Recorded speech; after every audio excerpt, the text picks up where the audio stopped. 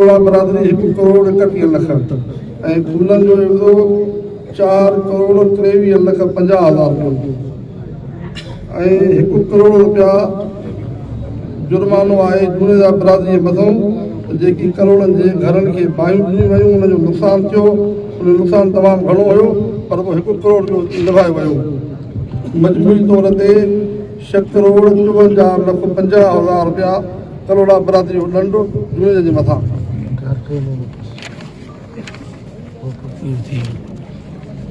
7 माण्हू झूलेलाल जा गुम थिया लाड़काणे मां उनजी साख करोड़ा ॾींदा। डोडो झूले जो पुलिस मारियो हुयो उनजी साख करोड़नि ते त असां न मारायो आहे। सिकंदर झूले जो ज़ख़्मी थियो अस्पताल दाख़िल कयो वियो।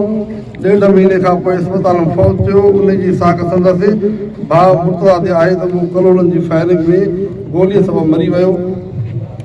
जे साख खणे थो त पोइ हुन जो मुक़ररु थींदो। नूर अहमद ख़ान जो ट्रैक्टर हर ऐं पीको मशीन टोटल नुक़सानु मजमूई तौर ते 10 लख रुपया हमल सां आहिनि। उनजी साख मुड़ुस ते मुड़ुस चवंदो त मुंहिंजी ज़ाल खे पेट हुयो त उन जो 12.5 लख रुपया इहो वधाए वेंदो। करोड़ खे घुराए पैसनि जे लाइ उनखे सरदार अहमद अली ख़ान जी बोरिंग ते विहारे वियो। उनखे मंगणे जा मारे विया। अजीज़ लाइ झूले जो चवणु आहे त मंगणे जन खां दिलबर झूले जे मारायो आहे।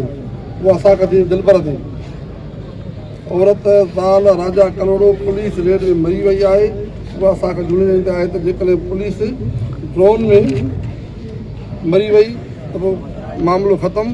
पोइ उन जो को बेवो न थींदो। मंगणे जन वटि का साबिती आहे त साबिती पेश कनि। ॿी सूरत में झूले ते साख आहे जेका हिन फैसले जी भञकड़ी कंदी उन ते 1 करोड़ रुपया जुर्मानो रखियो वेंदो।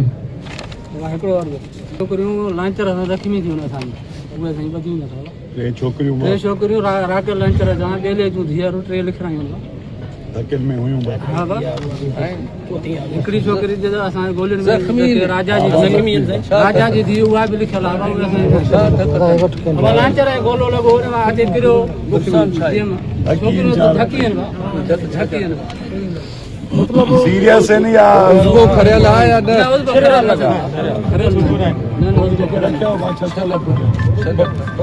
न?